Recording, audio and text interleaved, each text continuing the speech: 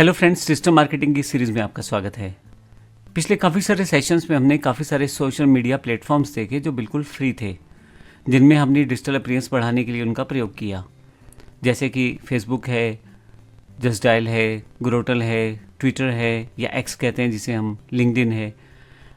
ये सभी प्लेटफॉर्म्स आपको फ्री में अपनी डिजिटल अपीयरेंस बनाने का मौका देते हैं और बड़े बेहतर तरीके से, जिसमें ऑर्गेनिक लीड्स आपको मिलती हैं। यानी कि जो लोग आपकी पोस्ट देखेंगे, इमेज देखेंगे, वो आपसे कनेक्ट होना शुरू हो जाएंगे। लेकिन अब एक दूसरा तरीका भी है कि कस्टमर कब आएगा या विजिटर कब आएगा, उस टाइम का वेट क्यों करना। जब आपने कोई पोस्ट किया, किसी व्यक्ति के सामने आएगा, फिर वो रिप्लाई देगा, क्यों ना हम दूसरा तरीका अपनाएं, एडवर्टाइजमेंट मेथड का। तो इसमें दो सबसे बड़े प्लेयर हैं, फेसबुक और गूगल। दोनों का लगभग सिस्टम एक ही तरह का है। हालांकि फेसबुक एडवर्टाइजमेंट का जो प्रोसेस है वो थोड़ा सा अलग है और गूगल का प्रोसेस अलग है, लेकिन तरीका वही है कि कस्टमर के पास आपकी ऐड को लेके जाना। तो क्योंकि फेसबुक के पास बहुत बड़ा डेटाबेस है, हम सबसे पहले फेसबुक की बात करेंगे। फेसबुक में आप जब एडवर्टाइजमेंट प्रोसेस करते हैं तो उसमें आपके पैसे लगने वाले हैं, लेकिन अब की बार जो आपकी ऐड जाने वाली है, पोस्ट बिल्कुल वही पोस्ट शेयर होगी जो आप नॉर्मल बनाते हैं, और उन्हीं पोस्ट को थोड़े नए फीचर के साथ आप अपनी एक्सप्लेनेशन लिख के आगे फर्दर अपने क्लाइंट्स के पास भेज सकते हैं, अपने ऑडियंस के पास भेज सकते हैं। बेनिफिट ये है कि अब की बार ऑडियंस फेसबुक आपके लिए चुनेगा। आप बताएंगे कि मुझे इतने साल के व्यक्ति को ऐड भेजनी है, इस इंटरेस्ट वाले व्यक्ति को ऐड भेजनी है और इस जगह वाले व्यक्ति को ऐड भेजनी है, तो फेसबुक उन व्यक्तियों को चुन के उन पे ऐड भेजेगा। यहाँ से आप एक टारगेट ऑडियंस को सेटअप कर रहे हैं। इस एग्जाम्पल को इस तरह से ले लें कि मुझे मान लीजिए कंप्यूटर का कोर्स बेचना है, तो अगर मैं कोई फेसबुक पेज पे अपना आर्टिकल, इमेज या वीडियो डालता हूँ, तो मेरा फेसबुक पेज तो काफ़ी सारे लोग देखेंगे, जिसमें किराना वाला भी होगा, सब्जी वाला भी होगा, और जिसको कोर्स लेना वो भी होगा, टीचर भी होगा, इंग्लिश टीचर भी होगा, बहुत सारे लोग होंगे। लेकिन जब ऐड की बात की जाती है तो आप स्पेसिफिक उसी आदमी के पास पहुँच रहे हो जिनको आप फेसबुक के थ्रू टारगेट कर रहे हो। जैसे मैं उन लोगों को या उन स्टूडेंट्स को ही टारगेट करना चाहता हूं जो लोग कंप्यूटर कोर्स में इंटरेस्टेड हैं। तो ऐसे प्रोसेस में मेरा जो ऐड जब उन तक पहुंचेगा तो एक क्रीम मेरे पास इंक्वायरी आनी शुरू होगी। तो इस तरह की क्रीमी इंक्वायरी को कन्वर्ट करना आसान होता है, और कहीं ना कहीं बहुत बड़े बड़े बिजनेस आज की डेट में इस पेड एडवर्टाइजमेंट मेथड को यूज़ करते हैं। हम इस सेशन से शुरू कर रहे हैं पेड एडवर्टाइजमेंट प्रोसेस को, जिसमें हम देखेंगे सबसे पहले फेसबुक को और आने वाले समय में गूगल को। यहाँ पर मेरे पास पहले से एक अकाउंट ओपन है। सबसे पहले हम देखेंगे फेसबुक के कौन कौन से बेसिक मेथड हैं एडवर्टाइजमेंट के, ताकि हमें आइडिया हो जाए और फिर हम उस तरह से उन मेथड्स को यूज़ करके अपनी एडवर्टाइजमेंट प्रोसेस को संभाल सकें। तो जब आप अपनी नॉर्मल बात करते हैं पेज के बारे में, तो आपके पास एक ऑप्शन रहता है बूस्ट पोस्ट। तो ये देखें, बूस्ट पोस्ट का एक ऑप्शन आ रहा है। जो भी पोस्ट आपने बनाया है उसको आप डायरेक्टली पोस्ट को बूस्ट कर सकते हैं। इसमें फेसबुक आपसे थोड़ा चार्ज करेगा, उसके आधार पे आपकी जो पोस्ट है वो आपके फॉलोवर्स या जो आपका ऑडियंस है वहाँ तक लेके जाई जाएगी। इसमें सबसे बड़ा बेनिफिट ये रहता है कि ज़्यादा टेक्निकल चीज़ें नहीं रहती, और डायरेक्टली बूस्ट पोस्ट से कुछ स्टेप्स को नेक्स्ट करते हुए आसानी से आप अपनी एडवर्टाइजमेंट को ऑन कर सकते हैं। ये पहला तरीका है, जो पेज पे पोस्ट रहती है उसको आप बूस्ट कर सकते हैं डायरेक्टली। दूसरा तरीका रहता है एड्स मैनेजर। तो एड्स मैनेजर के साथ आप प्रोफेशनल वे में अपनी एड को प्लेस कर सकते हैं। यहाँ पे भी दो तरह के अकाउंट्स रहते हैं, एक रहता है पर्सनल और एक रहता है बिजनेस। तो अगर मैं यहाँ पे अगर आपको दिखाऊं तो ये एक पेज डैशबोर्ड है जहाँ से हम एडवर्टाइजमेंट को मैनेज करेंगे। अभी इस सेशन में एक ब्रीफ इंट्रोडक्शन है इसके बारे में, लेकिन अगले सेशन में हम बारी बारी से इन सब चीज़ों को समझेंगे और देखेंगे किस तरह से हम अपनी ऐड को प्लेस कर सकते हैं। जब आप इस डैशबोर्ड पे आते हैं तो ये पर्सनल अकाउंट का डैशबोर्ड है। तो जो मेरे पास अकाउंट था उसी अकाउंट से रिलेटेड मेरे पास यहाँ पे एक ऐड अकाउंट है। एक हमारा पेज था, एक हमारे पास फेसबुक का पर्सनल अकाउंट था, और एक हमारे पास पेज था।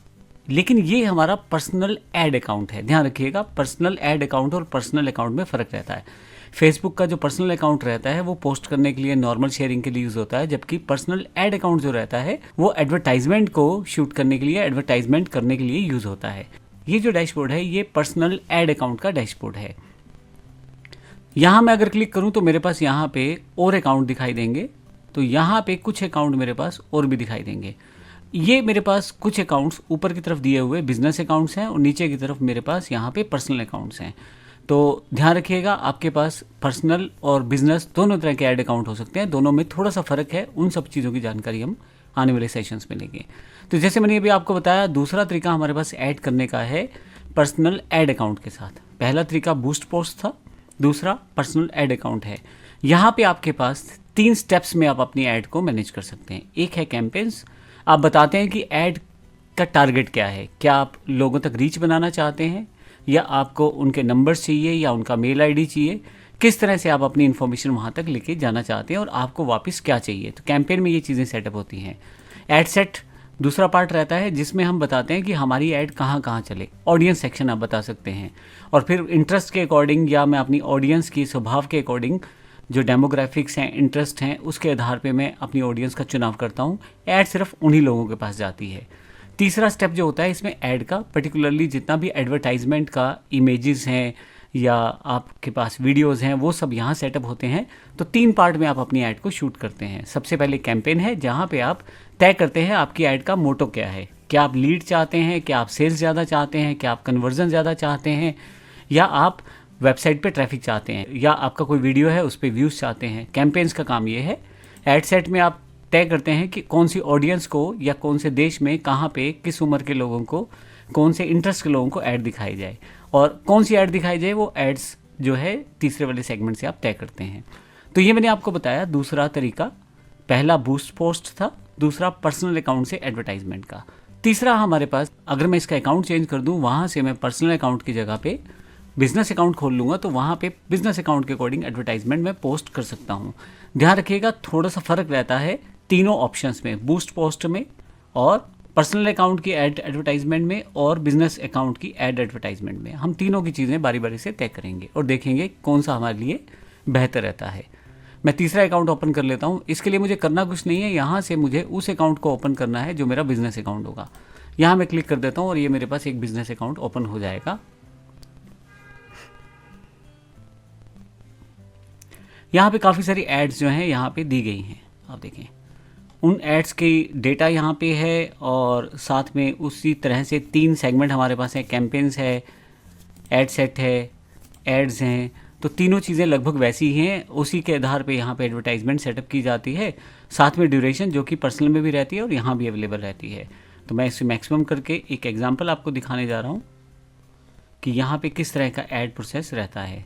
हर एक ऐड के सामने कितने रिजल्ट्स आए, क्या उसकी रीच थी, यानी कि कितने लोगों तक वो गया, कितनी बार उन्हें ऐड दिखाया गया। इसके साथ साथ यहाँ पे नीचे की तरफ कितने लोगों ने मेरी ऐड में इंटरेस्ट दिखाया और सबसे इम्पोर्टेंट मेरी ऐड की पर लीड कॉस्ट कितनी रही। पर लीड कॉस्ट का मतलब है कि एक आदमी ने अगर मेरी ऐड पे फॉर्म भरा है तो कितने पैसे मुझे फेसबुक चार्ज करेगा।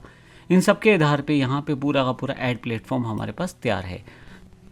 यहाँ इंटरफेस की बात करें तो अगर आप लेफ़्ट साइड पे देखें तो आपके पास अकाउंट का नाम, अकाउंट ओवरव्यू रहेगा। मैं इनको हल्का सा आपको ब्रीफ इंट्रोडक्शन देता हूँ। अकाउंट ओवरव्यू का मतलब है अभी आपके अकाउंट का स्टेटस कैसा है, उसकी जानकारी आपको यहाँ पे मिल जाएगी।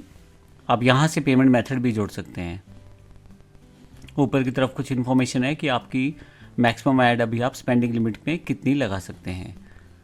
इसी तरह से कैंपेन्स की इन्फॉर्मेशन, कैंपेन्स मतलब जितनी मैं एडवर्टाइजमेंट क्रिएट करूँगा वो सारी की सारी इस जगह पे दिखाई देंगी। मैं इस मैसेज को बंद कर देता हूँ। मैंने आपको पहले बताया था कि कैंपेन्स, एड सेट और एड्स तीनों में अलग अलग रोल है और जब हम बात करेंगे यहाँ से कैंपेन्स की तो फिर आपको पता लग जाएगा कि आप कौन से कैंपेन्स में काम कर रहे हैं। डायरेक्टली आप कैंपेन्स को खोल सकते हैं, मतलब एडवर्टाइजमेंट्स को खोल सकते हैं। एड्स रिपोर्टिंग यहाँ से आप देख सकते हैं।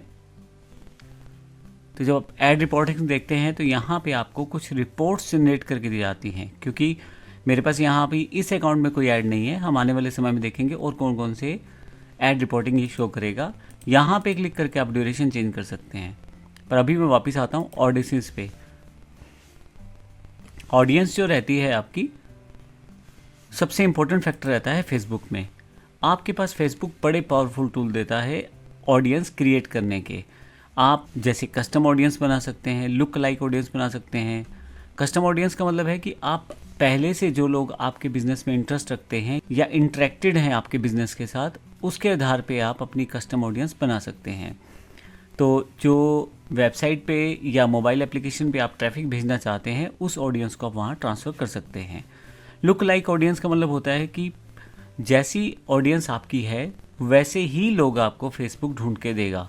जैसे मेरा एक एग्जांपल है, मेरा एक कोर्स है, मान लीजिए डिजिटल मार्केटिंग का, वो उन सभी स्टूडेंट्स के लिए वैल्यूएबल है जो आईटी से है और जो अपना डिजिटल मार्केटिंग में इंटरेस्ट रखते हैं।